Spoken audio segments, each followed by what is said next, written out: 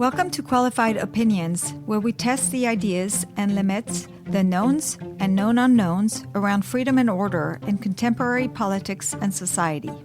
We invite you to listen as we engage with leading and emerging thinkers across disciplines and issues who will sharpen our thinking on the topics shaping our discourse.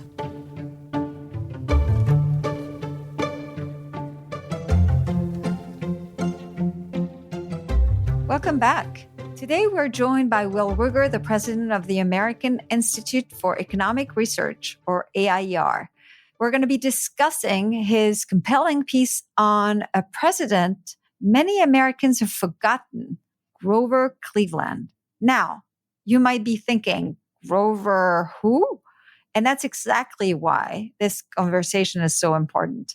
Will argues that Cleveland was not just a two-time president with a unique, so far, non-consecutive tenure, but a leader who masterfully combined populism with classical liberalism, a feat that seems almost unimaginable in today's polarized political landscape. We'll explore how Cleveland's principles of limited government fiscal responsibility and anti-imperialism shape his presidency, and why these ideas might be more relevant than ever in our current political and economic climate. Welcome, Will. Well, thanks for having me. So before we start, I want to ask you, tell us about your career. How did you get where you are? How did you study economics? How did you make these choices? Yeah, I mean, again, it's been amazing being at AIER. It's so much fun to try to promote our mission, which is to educate and do research on limited government, economic freedom, personal liberty more broadly, sound money. I mean, these are kind of the hallmarks of a flourishing society. So it's great to be able to be at a place that does this and does it in a very erudite way, but one that's also very accessible to the everyman. I mean, one of the differences between, say, a place like AIER and other, think tanks or research institutions is that we do have this particular everyman mission. And so we really try to make sure that economic concepts and political, philosophic approaches, that these are well explained so that, it's not just for experts or academics. And while we do have a great research team of scholars, again, we're very different than an academic department or institution because of that everyman mission. And because just like with the Mercatus Center, we're interested in not merely theory, but also how it applies in the real world. And I've always loved that Mercatus has the bridge as its logo, and that bridge between ideas and I think the quote unquote real world, if you will. And so we try to do that. But, where did I come from? I mean, look, I was an academic for most of my career. I was a professor of economics, political science, actually. Political science. Yep. And again, I'm very much interested in political economy.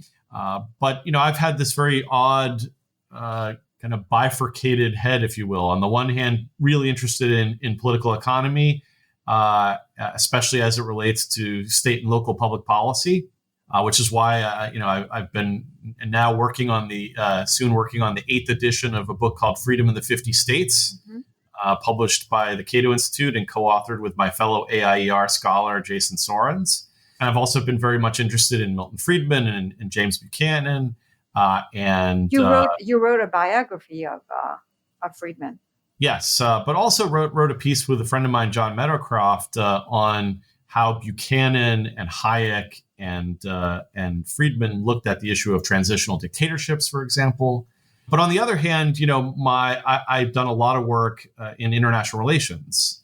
So looking at issues of globalization, but also looking at American foreign policy, which, for many years in Washington, after I left academia, was focused a lot on things like getting out of Afghanistan, kind of promoting a more prudential, realist approach to American foreign policy, one that focused more on kind of positive sum engagement with the world, both diplomacy and trade, but also one that was realistic about the nature of the world. So taking the challenge that is posed by China seriously, but also not engaging in the kind of idealism we saw from the George W. Bush regime. And so I'm an advocate of something called realism and restraint, just like Grover Cleveland was, actually. But again, my career has been an interesting one because I was an academic first. Then I worked in Washington, in the public policy world, the philanthropic world.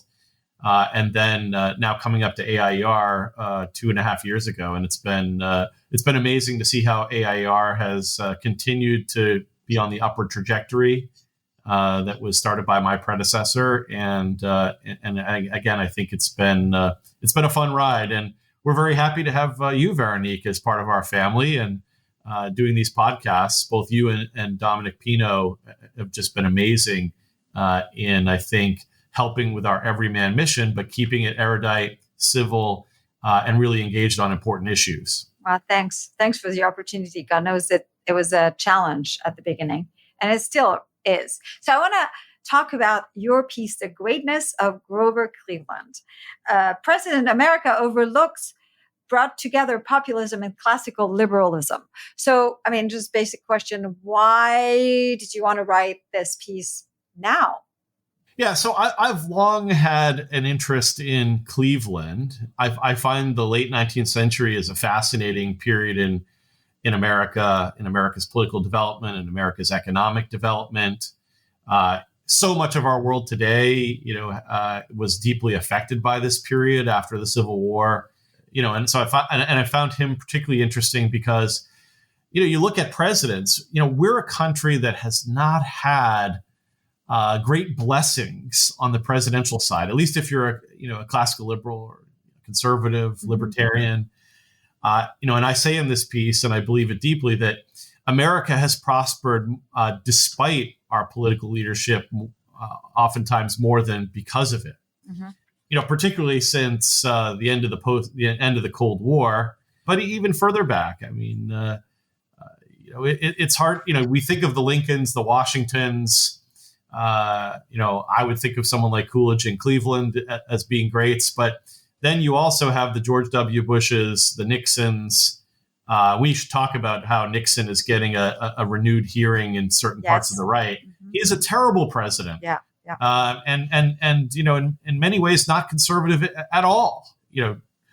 Because of our partisan politics, Nixon isn't going to get any airing on the left. But this guy did not govern like a conservative in so many ways, which is why people like Milton Friedman, blamed the president for dumb policies like wage and price controls. When Troy Seneck's book came out, and I highly recommend you read his biography of Cleveland, and it's called A Man of Iron, and that's actually my introduction to Grover Cleveland. I didn't know I loved Cleveland until I read that book. Yeah, no, and it's a really good book and I recommend it.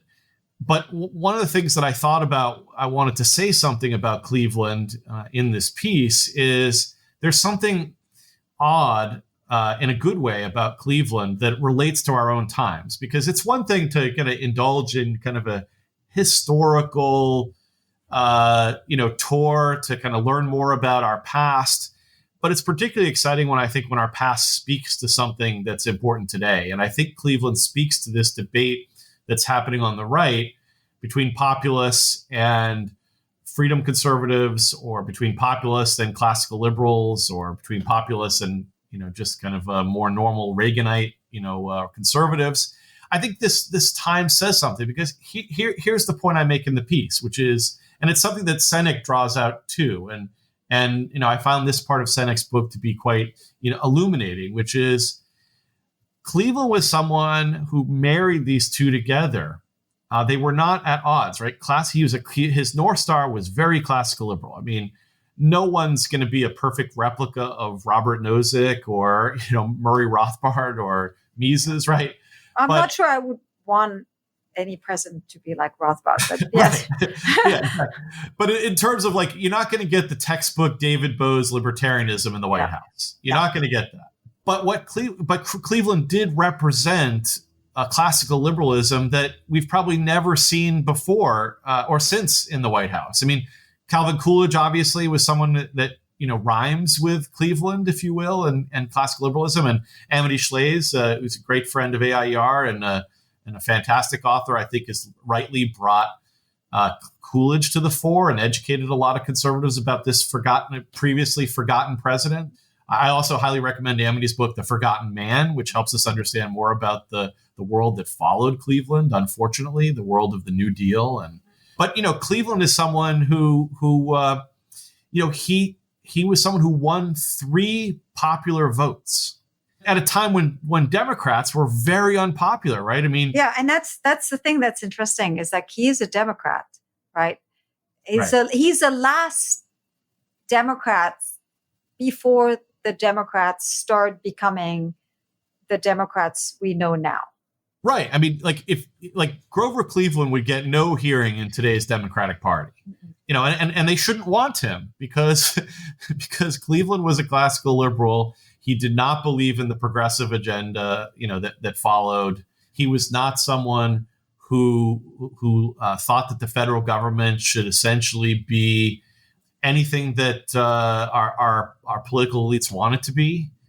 He was someone who was a strict constitutionalist and believer in the rule of law. He thought that the executive's role was very limited. In fact, he thought one of its most important roles was simply to use his veto pen. And so, which he did very effectively. Yes, he did. He did, stopping a lot of bad things. And one thing about Cleveland is that people don't understand. He vetoed more pieces of legislation than all of the presidents before him combined. Yeah, 414. Yeah. And so he was someone who he saw the president's role as being a bulwark against congressional overreaching, but not one that was meant to be a chief legislator. And I think he would be appalled by the use of executive orders that we see so often now, and the role that the administrative state plays under the executive. When I was reading Senec's book on Cleveland, I remember thinking, oh, wow. I always joked that kind of my version of a president is one that you see at the inauguration and then you don't really hear about unless there's like a big emergency or like we're going, we've been attacked or Congress needs to be reined in. And I was thinking he's my guy. That's kind of actually one of the main reasons why, in a way, I thought he was just so impressive. Yeah, and again, getting back to the populist thing, one of the reasons why he was popular and won these popular votes is because he was able to marry a set of North Star principles that was very traditional in America because, we were, again, there's lots of debates about the nature of our founders and whatnot, but we were founded as a very classical liberal, country, right? Both our political culture and our institutions are they're teleological in the sense that they are aimed. Our Constitution isn't just a process that gets us whatever we want. It's aimed at protecting our freedom. And that's not just the Bill of Rights. The structures of the Constitution itself were meant to frustrate the accumulation of power that could lead to the federal government usurping powers that were meant to be reserved to the states or that were meant to be held by the people, because so much of life was meant to be decided in the private sector, either by individuals, families, churches, businesses. Civil society was meant to be much more robust. We read about this in Tocqueville, not this all-empowering central government that undermines federalism, undermines the original constitutional regime, and ultimately undermines freedom. Like Cleveland was against this stuff. But what he did is he successfully married this classical liberalism, liberal North Star, this freedom agenda, to certain aspects of populism. And I think that what classical liberalism, libertarianism, has missed is somebody who could marry those two together in a way that they seemed that there was a champion of the people without indulging in the worst aspects that get associated with populism, right? Mm-hmm. I mean, Ronald Reagan was probably as close as we've seen to that. And again, it is funny because of how our current, fights lead us to read history backwards. But, you have people who are anti-populist Republicans who want to embrace Reagan, but forgetting about how Reagan was the great communicator that was able to try to appeal to the people in a way, and one of his hallmarks, right, and why he won such a massive victory is appealing to the public interest, making sure that people understood he was the president of the entire country, that he cared about the little man, right? Yeah. So maybe this is kind of the moment where we do a little bit of a definition, because I actually never thought that classical liberalism or free market, even the free market side of it, was actually at odds with populism. But I think it's because I have a particular definition of populism, which is different than what, for instance, the populism that Oren Cass embraces or Marco Rubio. So what is your definition of populism, which I assume you and I have roughly the same? Yeah. Again, I don't associate populism per se with a particular political program, because if it's a particular political program that involves, more government control over the economy, tariffs, the use of government power to promote certain types of, social outcomes, or if it's connected merely with the Silverite movement, or if even being pro-union, right? If that's what populism is, then of course Cleveland wasn't a populist, and there's no way classical liberalism could be married to that. But if you have a more relaxed definition of this, or it's not connected to the populist movement per se, right, then I think that you can associate.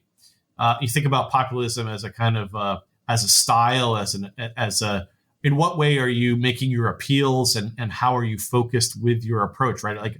Are you focused on trying to secure the interest of the everyman? Are you making broad appeals against elites? And do you have a theory of elites, if you will, which is that oftentimes, like Adam Smith talked about, when businessmen came together, they were going to be scheming against the public good. Do we oftentimes see that as being the case also outside of business affairs, in the sense of having a sense that there's a state society distinction in which the state, where elites are oftentimes acting in the concentrated interest of themselves or other elites against the public interest, if you will. So I think that's kind of what you mean too, right? Yes, yeah. I had a conversation on this podcast, and I recommended with Yuval Levine about his new book. And one of the things that made me understand is in a way, the Constitution is really a populist document, in the sense that it's majoritarian, but it with strong protection for minorities. And before it imposed a majority, before it imposed basically constraints on people, it have to have really kind of a broader agreement. It needs to have broader support than just the strict majority.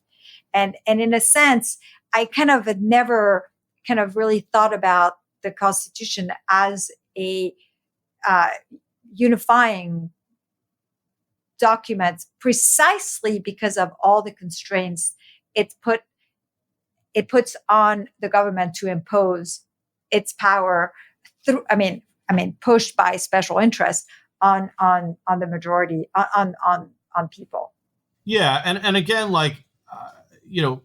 we have to be careful about obviously the use of this term, because it's so loaded both in academia and in terms of historically, the populist movement. But I think that especially with classical liberalism's state society distinction and the kind of classical liberal class analysis that you sometimes see, right, where there's if you think about the Bruce Yandel's bootlegger and Baptist coalition argument, right? That, or the notion of the military-industrial complex that Eisenhower uses, that these resonate with classical liberals because they do see government as something that's often captured by elites against the public interest. Yeah, and this is kind of my really simple definition of populism. The way kind of I wasn't burdened, by the academic definition or even the historical definition. But the way I think about it is basically kind of a system that empowers people, individuals, as opposed to special interests, and protects them, in fact, against special interests Right. using the government. So it's in that sense that I kind of that I think about populism, and I always thought that it was. The populism and classical liberalism were not inconsistent, and it's kind of, let's do a little biography for Cleveland. So Cleveland had this just really, really, really, really quick rise to power. And in large part, it is due to the fact that he was very effective at either communicating, but also fighting against corruption and kind of the abuse of special interest, right? Right. And that's why I mentioned Reagan earlier. If you think about what he did in the to the air traffic controller, so it essentially became a concentrated interest. And this was something that was not healthy for our transportation system. And Reagan fought against it. Right. Yeah. Cleveland was someone who, look, his hallmark issues were the tariffs, sound money. Or the tariffs. Yeah, fighting against tariffs, sound money, integrity in government, right, against corruption of public administration, and then also foreign policy. Those four issues, he was on the side of the many against the few, against the concentrated interests, and for ultimately what was good for the public interest. And so if you think about tariffs, right, and one of the things that I would love to see happen on the national stage is someone more forcefully articulate why, if you care about the people, the everyman, the person shopping at Walmart, but also the person shopping on Rodeo Drive, is you should be against expanding use of tariffs because they create higher costs. Tariffs are a tax on consumers. And so when the tariff cannot be justified by a national security concern, or is not intended, as it was before we had the income tax, to be a way we raise revenue, then being against the tariffs is being on the side of the people, because the people who are arguing oftentimes for tariffs are people who would benefit from them, concentrated interests. So it's the steel makers against the many more vast number of steel users and steel consumers. If you think about, with agriculture, right? One of the most successful movements of people was the Anti-Corn Law League in the UK, in which the concentrated agricultural interests were causing food to be higher priced than it ought to have been in a market. And so being against the corn laws was being something that I would think would be populist. Now, you don't have to necessarily approach it in a populist style. You don't have to get the pitchforks out and violate the property of agriculture, but we need to set our politics straight, get our institutions right.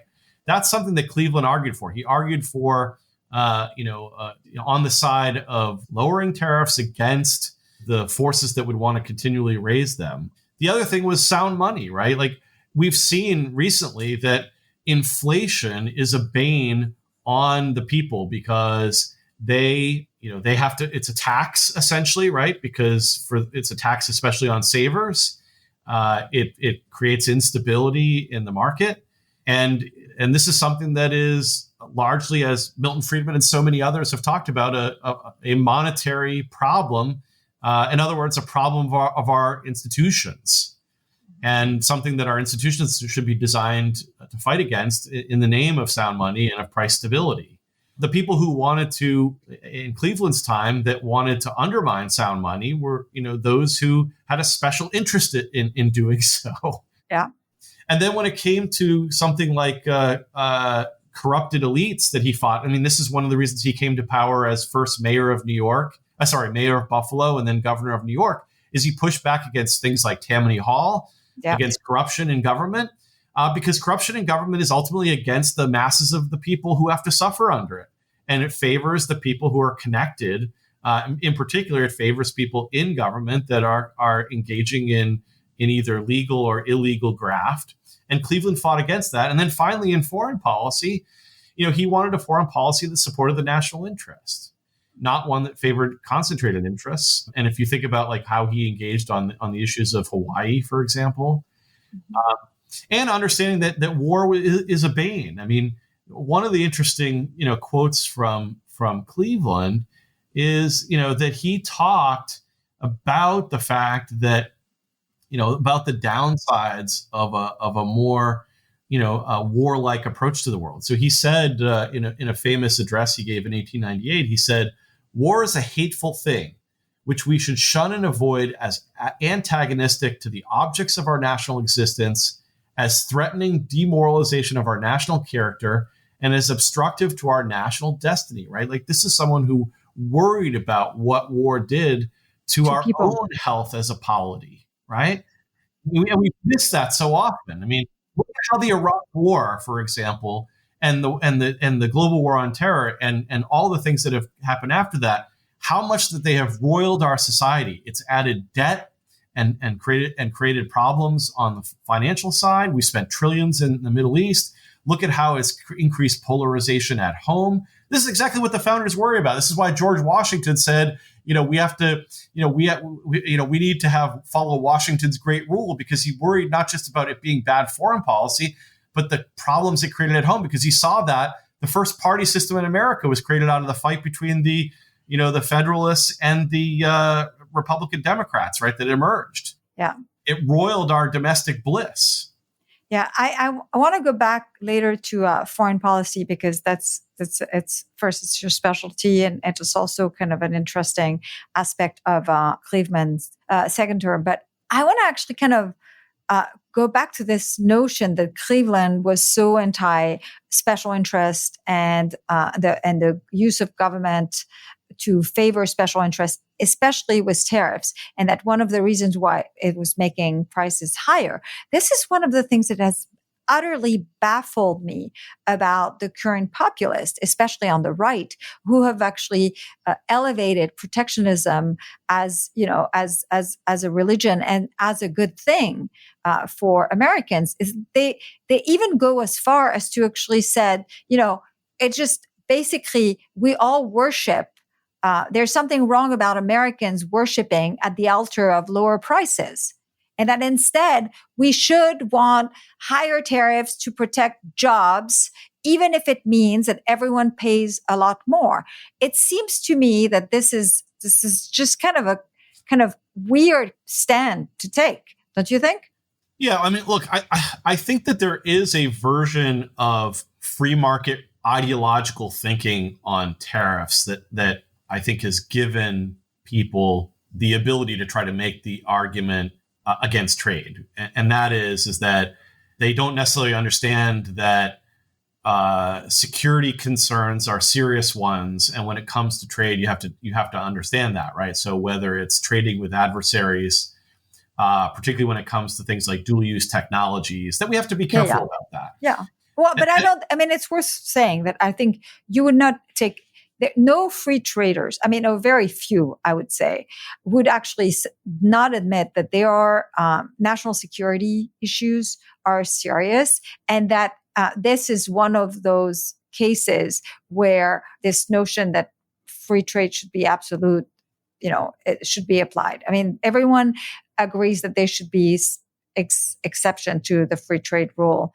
Yeah, and I think that we need to be, more upfront about that. That's why I brought it up, because I think that if you just give the free trade religion without those important caveats, then people will say, like, look, you're not serious. Yes. And it's more than just, I think, dual use technologies, for example, or it's also the question of like relative gains when it comes to a particular adversary like China. Like, we have to be concerned about those types of issues in one sense, without throwing the baby out with the bathwater when it comes to the general overall importance of free trade, and how free trade agreements, both bilaterally and multilaterally, can be valuable institutional ways to improve the quality of international trade. And I'm not talking about like putting all these regulations on Mexico as part of the USMCA. I'm talking about how you can use bilateral agreements, multilateral agreements like the WTO that is much maligned, to try to reduce barriers to trade, not because you're trying to sell out for some ideological reason, because ultimately this is, like you said, lowers prices. It's good for our country. It's good for both countries. one of the key insights of economics that is counterintuitive to a lot of people, I mean, not to people that know a lot about economics, is that trade is positive sum, that it can expand the pie. It's not just how we divvy up the pie. And I think that one of the things we do at AIER is to try to educate the everyman about basic economics, because some of it's not intuitive. Like the law of comparative advantage is not intuitive. That's actually why it's such an amazing insight into economics, right? Because it's not intuitive. Like, supply and demand issues, like, hey, if you increase the cost of something, that's going to affect the quality demand, the quantity demanded, right? That's not all that remarkable. It's still important, but the law of comparative advantage is a legit insight that should change how we think about the nature of understanding trade, right? Yeah, no, I agree. But it remains, right? So people, when you talked about inflation, people don't like higher prices. They don't. And we've seen, right, through the rise of protectionism, but also Lina Khan and her antitrust, or shift in the antitrust theories, right? We've seen these two movements say, you know what? The consumers and consumer welfare shouldn't be at the center, especially if it's consumer welfare as expressed by lower prices and things like that. Shouldn't be at the center of shouldn't be our priorities. The hell with that, right? And it's I think it's kind of interesting, because I know that they're also kind of saying, well, kind of, especially on the protectionist front, they're saying, well, we're doing this to protect workers, we're doing this to protect businesses, right? Yeah. There's a counterpart. But the important thing is that they're actually not protecting workers in the broadest sense. No, they're not. But what I find interesting is how they're trying to kind of sell something which I think is going to be very hard to sell, which is this notion that we should actually that consumers should be actually shouldering much higher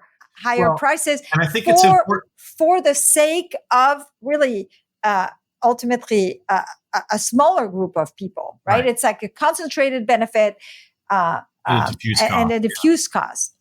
Well, and this is why I think it's important to separate out actually some of the pro-tariff folks, which is there are some who think that the tariff can be used as a tactic, a weapon, to get better trade deals with other countries, right? That's one argument. And that's the most benign version. There are others. I mean, I think President Trump is in that category. Yeah. So I think when people think that President Trump is some kind of autarkist, I think they're wrong about that. I think he wants to win when it comes to trade. And, I hope that he thinks that winning is oftentimes the case with trade because both sides benefit. But the problem, actually the most malignant part of the tariff, crew is actually the argument that it's actually beneficial for us to have less consumption, and that tariffs raise prices, and that means we'll consume less. Now, again, I think you could be against consumerism. I think you can have an ethical, aesthetic, moral argument against, the idea that more consumption is always better in any kind of like overarching sense. But the idea, for example, that we should have higher prices, which really means that diapers are more expensive, that the things that you need, in your kitchen are going to be more expensive, that your cars are more expensive, that, this is, if we're trying to reduce this consumption, then we're basically telling the working class it's going to be harder for you to live a middle class life, or harder for you to have the same types of things that others can have, because look, for people in higher income levels, paying a little extra is not as big a deal. It's still bad, right? We should want to be able to produce things at lower cost and to consume them at lower cost, right? But we have to remember that when prices go up at Walmart, it means ultimately that the people who shop there are going to be able to afford less, and that means less for their family. And again, it's easy to think about when we want to pick particular things and say like, well, yeah, but they shouldn't want to have cheaper, Xboxes because video games are bad. Look, that's you're picking on particular things as opposed to the general sense, which is that the needs that we have as human beings to fulfill our lives as we see fit are going to be more expensive. And some people don't care. I mean, Sam Gregg, my colleague, and I were on panels at a conference run by a peer institution, and they had Lighthizer speak there, and he literally talked about how a benefit of tariffs was less consumption. So that sounds. It's a bad argument, but two, it's a terrible political argument. I mean, going back to Cleveland, he won 3 elections because he was against, having prices go up on things. Could you imagine running for office and saying, like, we're going to raise your prices because we think this is better for you? And it's interesting also because it really echoes the left on their appeal for less consumption of energy. Right. It's like there are like these areas where we've seen this done on the left repeatedly. And now it's like echoed on the right. But this is why I'm actually really curious about how much of an appeal this is going to have with the American people, because one of the many reasons why people don't like inflation is like they don't like higher prices. It makes their lives much harder. Right. And so when I hear, the VP for the Republican, JD Vance, talk about how like we shouldn't be in favor of cheap toaster knockoffs if they were to save, at least one worker or something like this, I'm thinking first kind of so much of what we import are inputs. And basically, effectively, what you're doing is you're making the cost of producing in America just even harder. But it's also those workers, they're consumers too, right? And how much are you making their lives easier by making everything more expensive? But yeah, and I think the reason why maybe that analogy would have some political legs, or that instance, is because I think a lot of Americans are like, hey, it seems like a lot of our products, they're not as good. Now, some of that's nostalgia, and maybe some of that's true. I don't know. But look, when people have more choices in the marketplace, they can make decisions. I want the cheap toaster. It may not last 100 years, but I can afford it now, or it's good enough. I don't want government deciding that or putting its finger on the scale. And then the other thing, too, is that and I think this is an argument that social conservatives need to remember, which is if we have to pay less for the quote unquote necessities or near necessities of life, then we could devote those resources to, bad things, more pornography, more, just sticking our head in our cell phones, or any other thing that we might, want to rail against. Right. But it also means that we can give more to charity. We could go to the symphony and support the arts. Take more vacations. Look, we could buy fancier looking Bibles, that will, again, like being wealthier is not the root of evil, right? Yeah, no, it's not. Or having more disposable income. Yeah. Now, again, like I think that there are legitimate conservative critiques of our society. I share many of those. I consider myself a kind of right classical liberal, if you will, or a virtue libertarian. I've used that term before. So I think that there are legitimate, things that we could argue about in our culture that we should change. But tariffs are not going to be the answer. They definitely aren't. Again, I get it if it's an argument that is, different than we need less consumption. Those can be better or worse arguments than free trade. Those are more forgivable sins, right, if you will, and they may be useful tactically.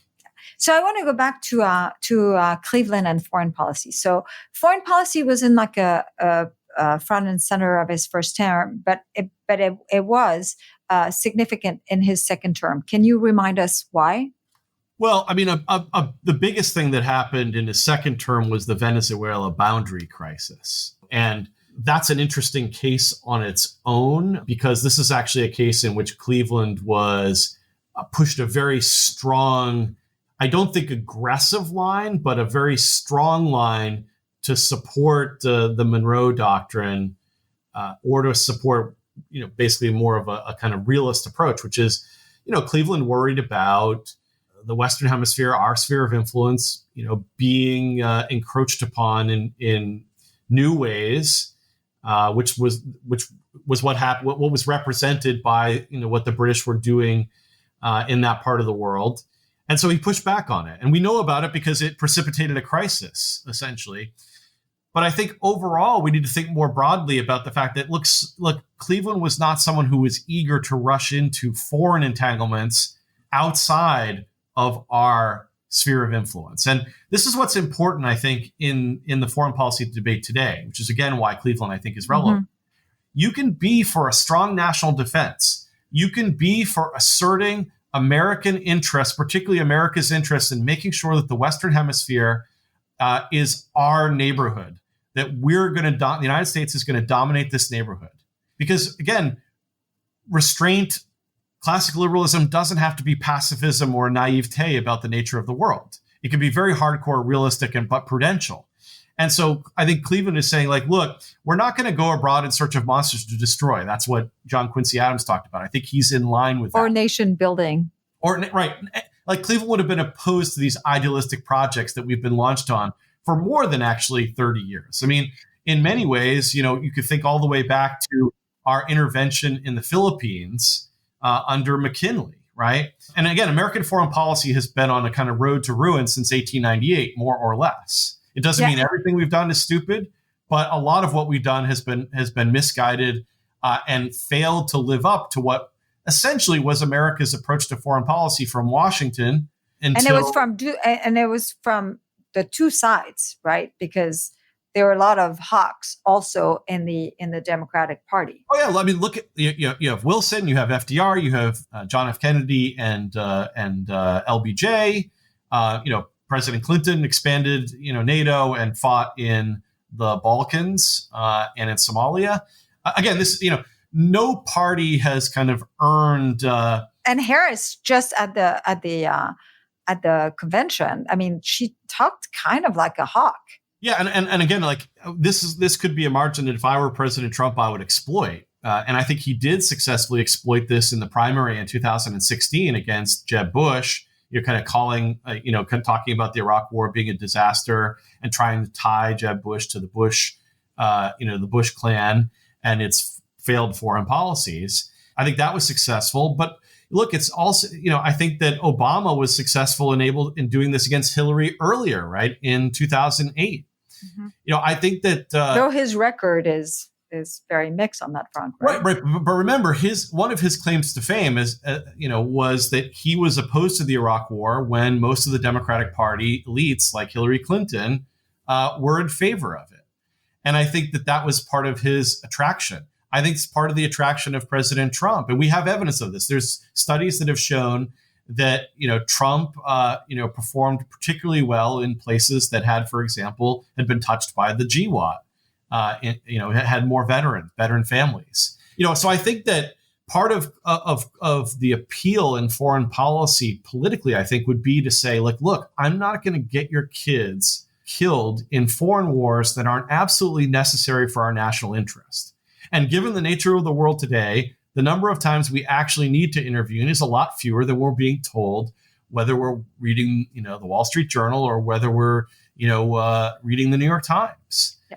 And this is actually one of the big difference between the two of us, at least in our perception of J.D. Vance, because long before the cat lady or the angry cat lady comments surfaced, my real problem with Vance, apart from his total kind of divorce from free market ideas on economics, was also kind of his kind of weird obsession that is shared by a lot of the NatCons of a world of one income family types and things like this. But so basically I was very, very, very worried about the trend in the Republican Party that would look more like J.D. Vance. But you see something else in J.D. Vance, which when you force me to see it, I see it, right? And it's his foreign policy. Yeah, and again, AIER is not a partisan institution, so we don't take positions on candidates. Oh, no, I know. And, but just want to specify that. But look, I think that there's, like with a lot of politicians, there's things that there are policies you like and policies you don't. I think that J.D. Vance has been courageous in his approach to foreign policy. And I think that that's worthy of praise and worthy of our consideration when we think about our, whether we, like or dislike J.D. Vance. I mean, this is a guy who, during his election to Senate in Ohio, went to a conference in Washington to talk about foreign policy, to talk about the problems of our approach to the war in Ukraine.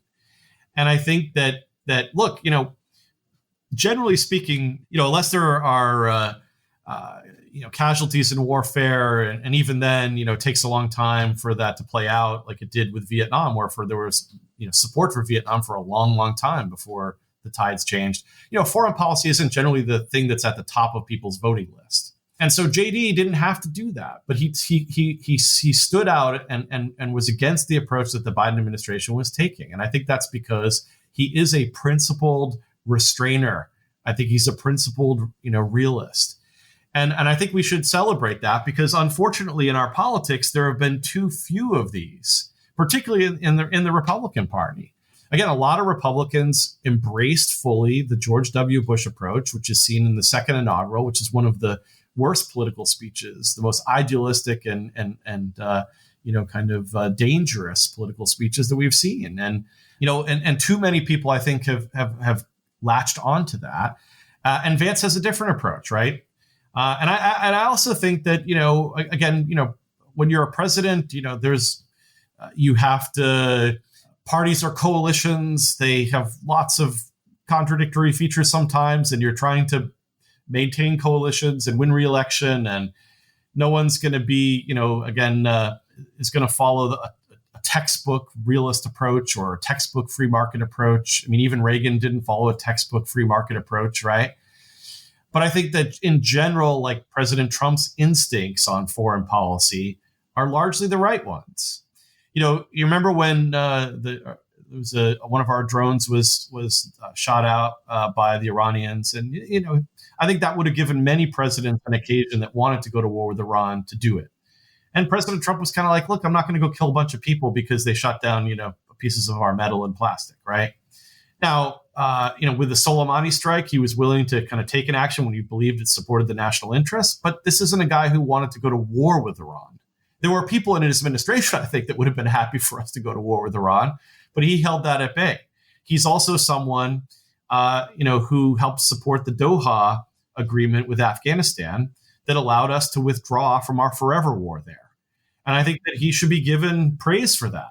And again, look, there are lots of reasons why, people can criticize the president, but he should get major kudos for that from across the board, because our war in Afghanistan was not one that was going to lead to a successful conclusion, given that the war aims that had been laid out. And I highly recommend a book by Craig Whitlock called The Afghanistan Papers, or The Afghan Papers.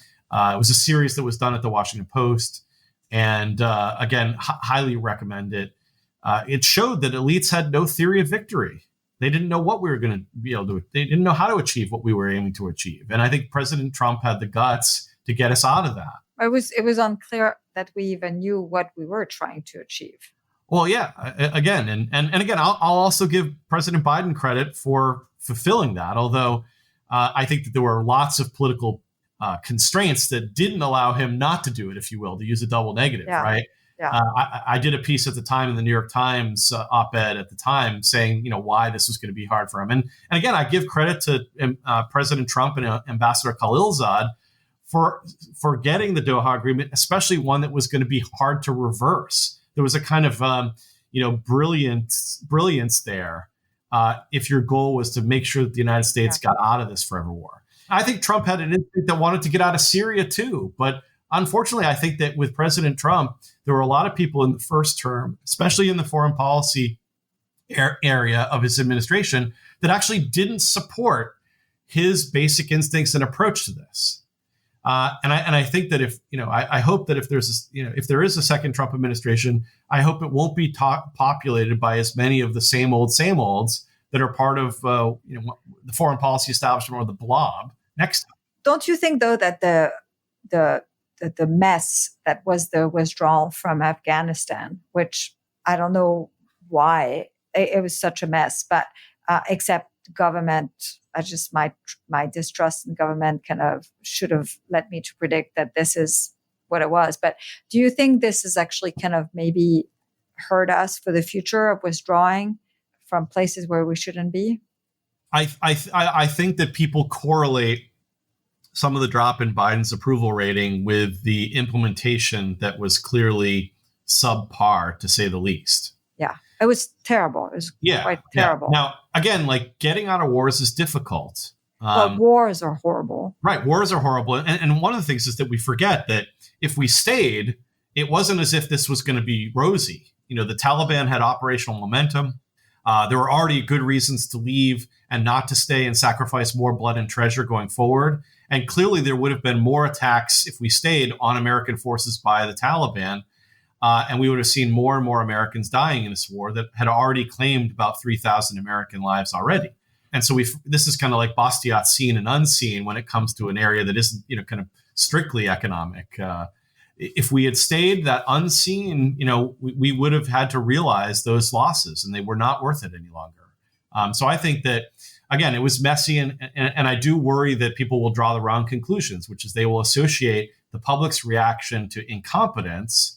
They will associate that with the decision to leave the war in the first place. Now, I think Americans are a lot more sophisticated than we give them credit.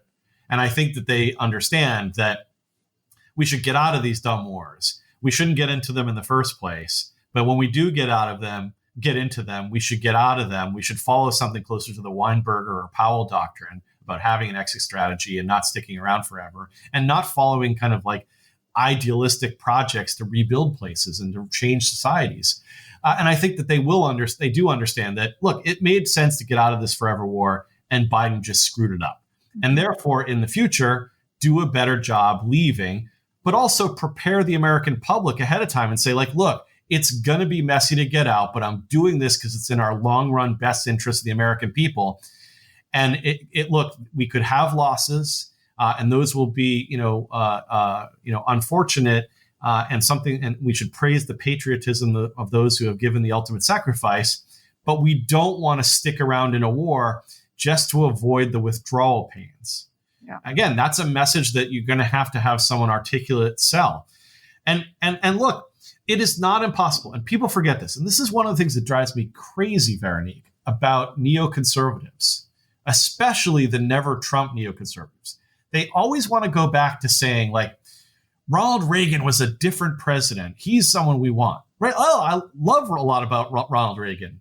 But, look, Ronald Reagan had intervened in Lebanon, quickly realized that this was a mess. And remember, over 200 American soldiers were killed, or Marines were killed in Lebanon.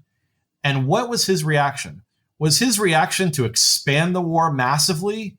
Was his reaction to stick around together forever just to avoid the potential of a messy withdrawal? No. Ronald Reagan ultimately did what was right, and he withdrew American forces from that country because we didn't want to be involved in a five-sided fight where our interests were limited and the chance of success unclear, to say the least. He did the right thing. And I think neoconservatives would have, they did actually. I mean, neoconservatives at the time weren't happy. And if it was today, they would have been after him, saying, Ronald Reagan doesn't have moral clarity, cut and run Ronnie, et cetera, right?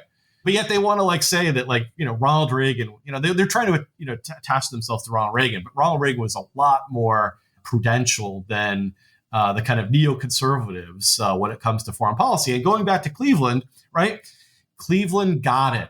He understood the dangers to our society, the dangers to our people of getting involved in these dumb wars. And he didn't want to do that. And he thought it was not consistent with our principles either. So it's not merely like realism against idealism. It's also a kind of realism match to an idealism about the American experiment. And one of the things that I love about realism restraint in our foreign policy and the realism restraint movement is that, and J.D.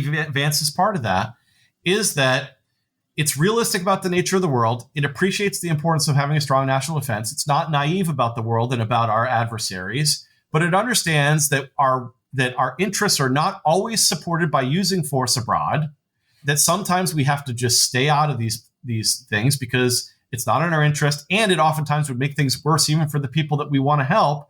But also this boomerang effect, right? About how wars abroad actually make our life here at home worse, not just through debt and deficits, not just through the kind of the indulgence of the military industrial complex, but how it affects communities, how it affects families, how it affects our kind of civic life, our moral life, how it increases the, even just basic things. I mean, after 9/11, we saw a rise of the surveillance state, the rise of institutions within government that undermine American liberties. Like, your colleague at George Mason, Chris Coyne has talked about this stuff, right?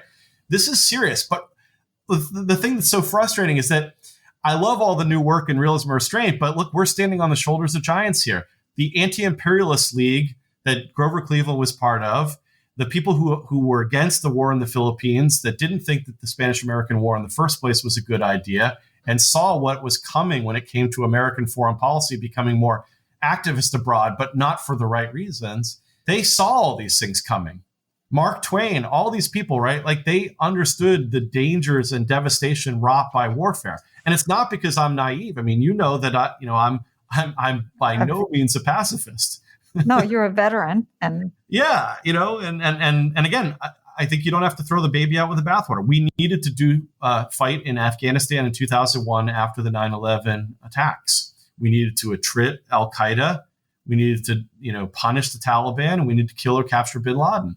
Those were the goals that we needed to do, and we needed to use American power. I'm not someone who is naive saying, we should use letters of marque, or, this was a failure of foreign aid or something, right? Like, we needed to use raw American power. But that doesn't mean we should have launched a nation building project, building girls' schools in Helmand province. Like, that's great if you want to be a civil society group and think you could do that, but it's not the role of the U.S. military. And not to mention that it dilutes kind of what the military is for in the end. Yeah, so. Again.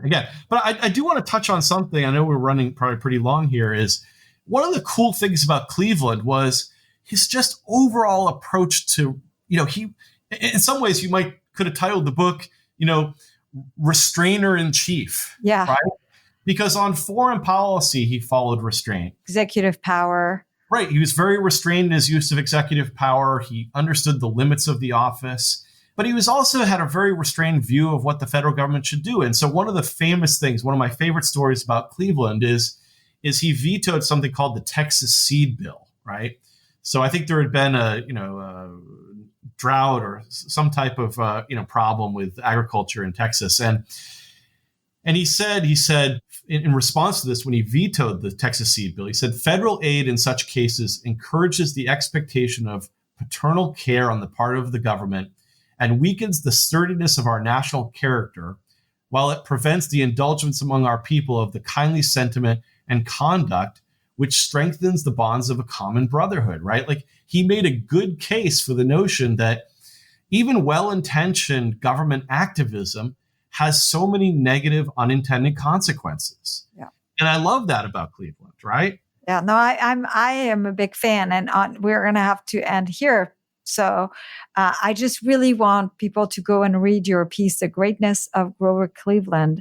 It's in Modern Age magazine, which I didn't know this magazine, but great for them for publishing this piece.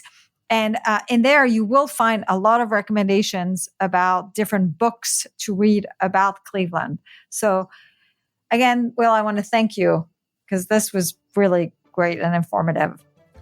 Well, thank you very much, and keep up with the great podcasts. Thank you.